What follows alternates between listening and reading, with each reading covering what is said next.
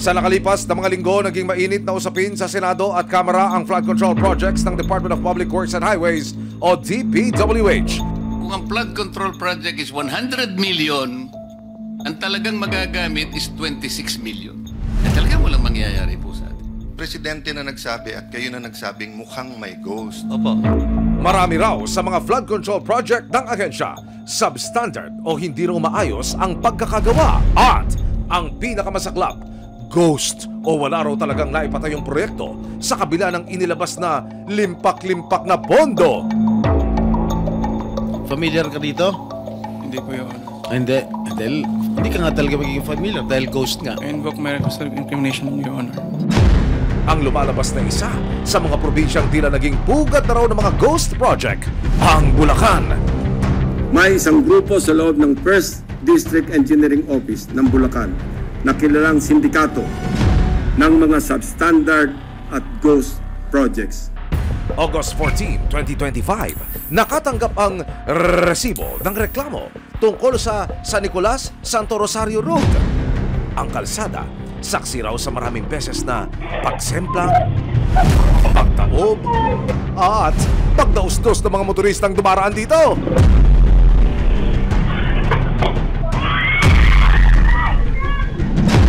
Sa mga closed-circuit television o CCTV footage na nakalap ng resibo, nakuna ng mga motoristang sumemplang sa magkakaibang araw at oras.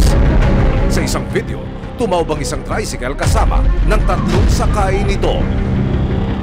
Sa isa pang video, makikita naman ang isa pang tricycle na sumampa na sa pahong bahagi ng kalsada pero ilang saglit pa, nag-backflip din ang tricycle. Aray ko po! Dito po sa Ang isa pang kolong-kolong na may kargang mga tangke ng LPG, imbes na makapag-deliver, disgrasya pa ang inabot. Ang mga LPG nagsilaglaga na rin sa pinakang parte ng kalsada. Kalsada sa Hagonoy na binasagan ng Semplang Road. Inireklamo sa resibo. Nahanap ng resibo ang nagmamaneho ng isa sa mga tumaob na kolong-kolong. Bali, papasok na po ako dyan sa triangle na yan. Tumigil muna ako saglit kasi sasalidahan ko po para mas makaahon pa ako. Ayan, na may salida na ako. Then nung paahon na ako, ayan po, bigla akong umistop sa kalagitnaan. Ayun, tumaob na po ako. Sa araw-araw daw niyang pagdaan sa San Nicolas, Santo Rosario Road, hindi lang daw siyang napeperwisyo sa kalsadang ito. Taking sagabal, lalo pagka yung may emergency, ganon.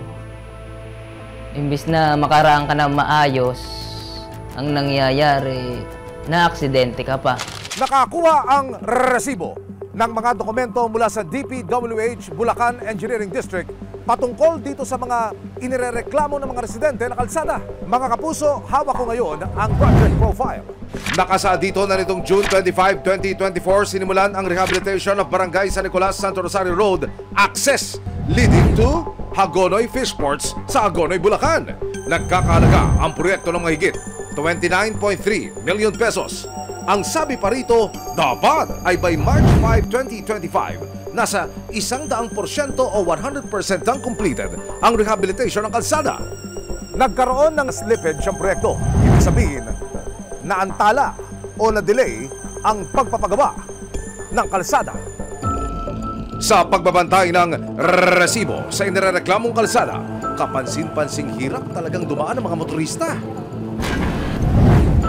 Motor, Bidirik. Nahirapan talaga po kami. Hindi agad nakakapasok. Kamalit pa po ng tubig. Napag-alaman ng resibo na hindi pala ito ang unang beses na ipinaayos ang kahabaan ng San Nicolas, Santo Rosario Road. Hawak ko ngayon ang project profile noong 2022. Nakasaad sa dokumento na noong January 28, 2022. Nagkaroon ng rehabilitation of Hagonoy, San Nicolas, Santo Rosario Road. Dito pa rin, sa lugar. Ang halaga ng road rehabilitation mahigit 14.6 million pesos. Tanong ngayon ng mga residente, mga ma'am, sir, bakit hindi pa ito naayos nung una at Bakit kinailangan pa ulit ng isa pang milyong-milyong halaga ng proyekto sa parehas na kalsada? Pinilit nilang iwan ang kanilang ginawa ng ganito lang mahikli. Kaya ang nangyari, hirap lahat ang mga dumadaan. Kaya aksidente yung nagiging bunga. September 8, 2025, inilapit ng resibo ang reklamo sa munisipyo ng Hagonoy. Ayon kay Mayor Rosario Mendoza, hindi raw dumaan sa lokal na pamahalaan ng Hagonoy ang DPWH para sa proyektong ito. Sa inyo ko nga po nalaman na meron palang nag-road rehab eh. Nagtataka po kami noon sa Sanggunian sapagkat kami dapat na mga nasa ibaba. Kami na nakakaalam ng kalalagayan ng aming bayan ang humihiling ng anong proyekto ang dapat pong ibinababa rito. Hindi yung kami na lang ang basta binababa ng proyekto.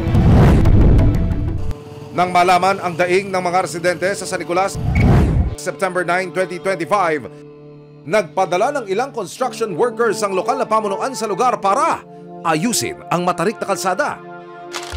Ipinakita ng resibo sa isang geotechnical and structural engineer ang estado ng San Nicolas, Santo Rosario Road. Ayon sa kanya, dapat ay pantay ang pagkakagawa ng kalsada para maiwasan ang aksidente.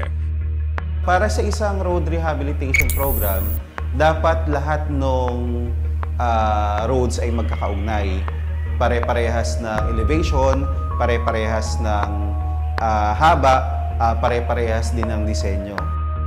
Pero magiging mahirap daw ang pagsasaayos dito dahil lagi itong lubog sa baka. Napakahalaga ding maayos ng flood control structure dahil lahat ng mga infrastructure project ay magkakasanga. Kung hindi mo maayos yung flood control structure, mahihirapan ka din na magkaroon ng maayos o rehabilitated na daan. September 11, 2025, sinubukan ng resibo na kunin ang pahayag ng Bulacan 1st District Engineering Office ng DPWH.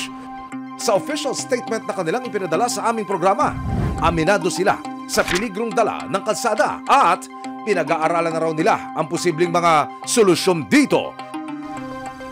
Nagbaka sakali rin kaming kunin ang pahayag ng contractor na tumapos sa rehabilitation ng San Nicolas, Santo Rosario Road nitong taon, pero ayon sa barangay na nakasasakop sa kanilang rehistradong address, lumipat na raw ito. Pa-check lang sir kung ito po ba yung tindahan. Opo, yung tindahan pero yung address po, hindi. 518 po dito.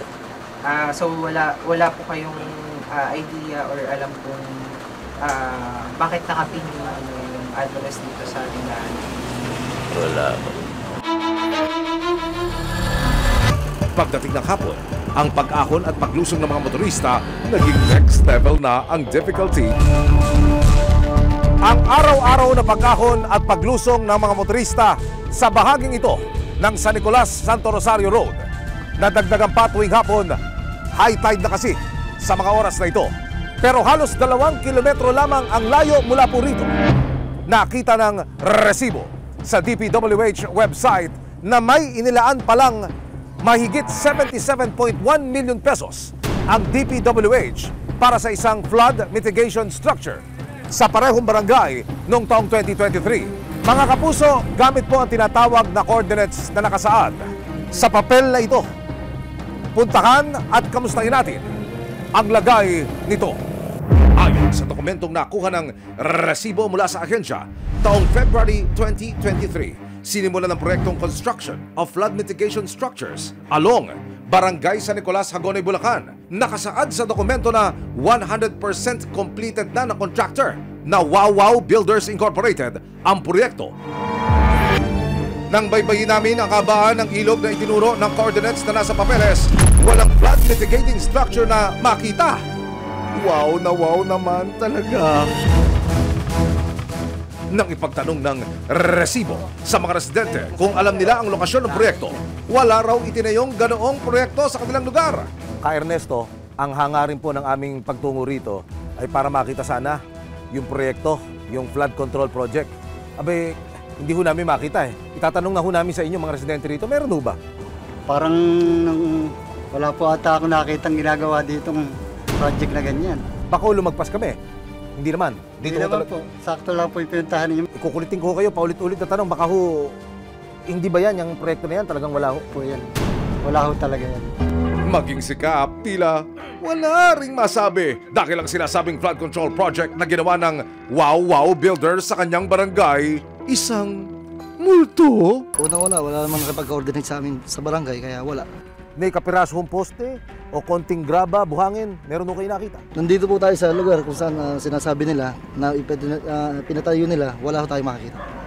Kahit isang bakal, wala. Nagpalipad din ng drone ang resibo sa pag-asang makikita namin ang proyekto pero wala po kaming nakita.